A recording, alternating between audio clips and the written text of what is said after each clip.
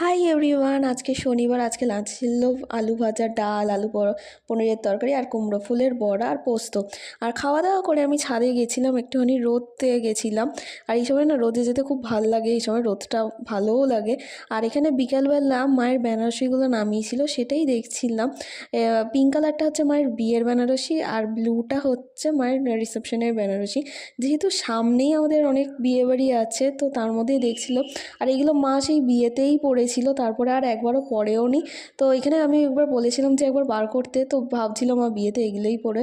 আর এই চাদরটা দেখলে, এটা হচ্ছে মা আমাকে ভাইফোঁটাতে দিয়েছিল। আর এই কানেরটা নেল পলিশটা আমার ভাই আমাকে দিয়েছে ভাইফোঁটাতে। আর এই প্রদীপের সেটটা দেখছো, এটা আমার মাসিরা গিয়েছিল বৃন্দাবন, তো এই প্রদীপের সেটটা আর এই রাধাকৃষ্ণ মূর্তিটা নিয়ে এসছে। আর রাত্রিবেলা ডিনারে ছিল খিচুড়ি।